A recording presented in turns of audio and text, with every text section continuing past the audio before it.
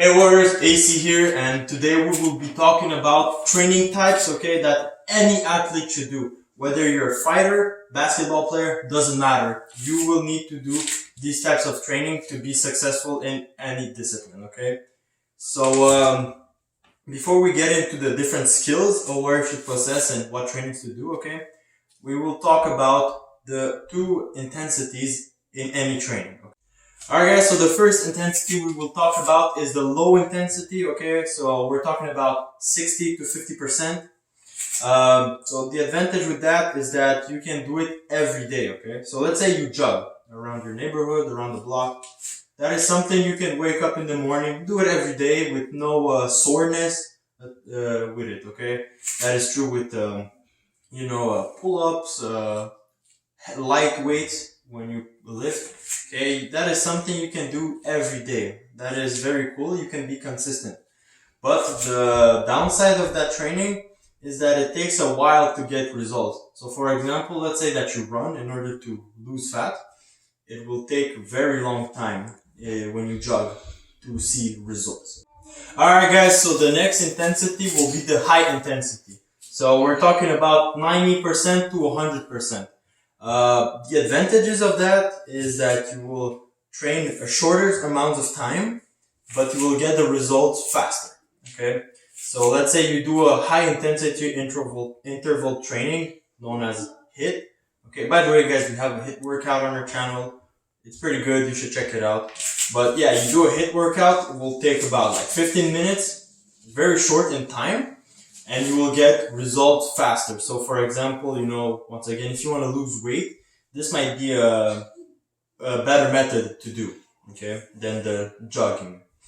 But the problem with that is that you will get sore, okay? So when you get sore, you cannot do it every day, like the lower intensity training. And that could be bad if you want to do it every day. Another thing, let's say you go to the gym, you want to put on some weight. And you bench press, you squat, whatever. You squat, bench press, heavy weights. That way, you do little amount of reps, okay? So the training, again, is shorter, but you cannot do it every day since you will be sore the next day. Okay, so, it's very good. You get results faster usually, but you get sore, it hurts, you need to take better massage, better take care of yourself. Both of those intensities could be used, in different situations. So, for example, a while back, there was a wrestling competition. There still are, but a while back, you had a Russian wrestler and the American wrestler, and they would train in different ways. So, the American wrestler, he would go 100% every training, but he wouldn't train every day. He would train about 3 times a week. But the Russian wrestler, he would go like 60% every day though. He would go every day, but he wouldn't be as intense as the American wrestler.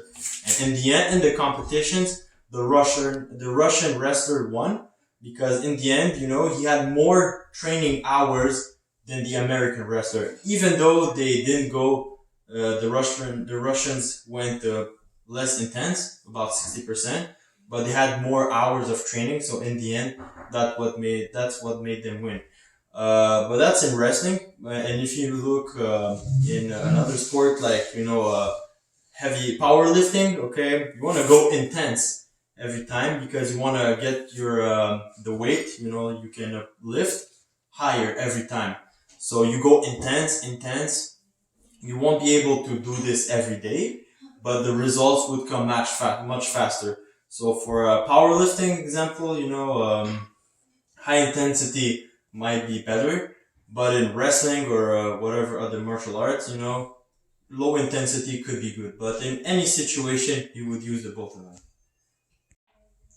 Alright, so now with the training types out of the way, let's move on to the skills that every athlete should possess, okay? So, there are 4 skills. There are some others, but they fall under those 4. So the first one is flexibility. The second one is strength. Then we have cardio and reflexes, okay? So let's start with flexibility. So what flexibility is, of course, is your tendons, okay? If they're soft, and flexible, your body will be flexible too. So for high kicks, you know, if you want to kick higher, you need to have softer and flexible hamstrings and the other tendons on your leg. I don't know all of them, I'm not a doctor, but you get the idea. So what do you want to do to have better flexibility? You want to do exercises specific for the tendons or whatever you want to train, and you want to do it every day, okay? But you don't want to do it every day hard. You want to do it every day to maintain your current flexibility, and 3 days, okay, out of the week, you want to do an extra push, you know, so you can become a bit more flexible. And then when you have a bit more flexibility, you will do the maintaining exercises to keep it like that. And then the other day, you will get a bit more flexible, you maintain to keep it like that. So that's the cycle you want to use. And to refer to what we talked about earlier with the intensities, every day you want to do a low intensity, about 60%, you know, just to maintain your current flexibility. And when you want to improve and go a bit further, you will do a high intensity. So you will go 100%, okay, with your flexibility. Also note that your tendons are kind of fragile. So if you push too hard or you're not warmed up properly, okay, they will break. It's like, a piece of wood or a piece of elastic, you know, rubber band. If it's cold, okay, it will break easily. And if you warm it up, that's when it will be flexible and you can pull around it. Your tendons are the same. So if you don't warm up properly, you do a flexible, you will want to do a flexibility training, you will have a break, and that is very bad, guys. You really don't want to get there. So make sure to warm up properly before flexibility training and don't go too hard, even when you're in full intensity. Alright guys, so now let's talk about the strength. Strength is well known, okay, and there's a lot of type of training, like every other training of course, but strength in particular, okay, and there's two principal ways that people usually train strength. It's either with weights or body weight, or also known as calisthenic exercises. So when we talk about weight training, okay, it's usually at the gym. So when you go and bench press, okay, that is a weight training. Of course, you need weights, you need a bar. When you squat, you squat with a bar with weights on it, etc. Bicep curls. Anyway. So, and calisthenics, those are more like push-ups, pull-ups, crunches, exercises that you don't need any equipment for. Those are the two type of strength training, okay? And the weights, what is very cool with that is that it isolates the muscle very well. So when you do bicep curls, you only use your bicep. So that way it's very cool. You can isolate the muscle and you can work on each muscle specifically. And in calisthenics, it's pretty hard. Usually exercises, you work more than one muscle in them. And then with the weights, usually you can get strength results much faster. Usually weights is more considered as a high intensity training because you lift more than you're supposed to. Okay, so your muscle, it builds up strength, but it soars out itself. So the next day you won't be able to do the same exercise. Of course, that is if you go 100%. If you go 60%, that is debatable. And with the calisthenic exercises, what is cool is that you can do calisthenic exercises every day. So push-ups you can do every day. You won't get sore the next day after. Pull-ups the same, okay? And that is cool because you will work more than one exercise. And in real life, you don't usually use just one muscle when you do whatever you do, like lift a box or walk or run or whatever your activities are. And in sports, it's true too. In fighting, basketball, any sport, you usually don't use just one muscle in your body. So calisthenics exercises are more realistic, and you can do them every day. That is very nice. Also, like a middle ground between them is weighted calisthenics. So, for example, you do pull-ups and you have weights on you, whether being a weighted jacket or a belt which you put the weight on. So that is in between. Alright guys, so now let's move on to the third skill every athlete should have, and that is cardio. Cardio is very important, okay? So you might see a lot of guys, they go to the gym and they're like, oh, I lift heavy weight, but I don't do cardio. Cardio is for losers. But they're wrong. Cardio is the most important thing, okay, for a long life. Because the cardio, it works your heart. Because you know, your heart is also a muscle. So when you train your heart, when you do cardio, you pump more blood when you live, you know, when you breathe and stuff. So your whole circulation will be good, and you will have a better, long, healthy life. So cardio is very important.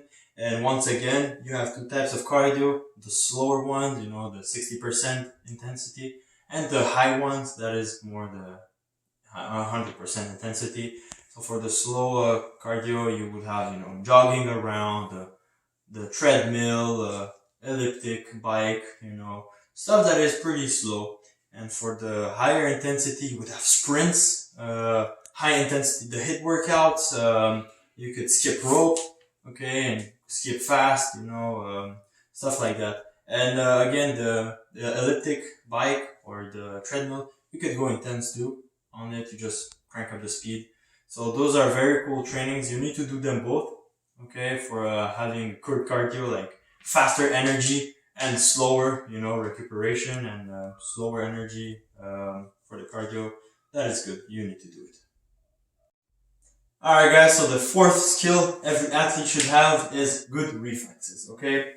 So by reflexes, what we mean is the speed in which the brain can take the information sent by your senses and find a reaction for that.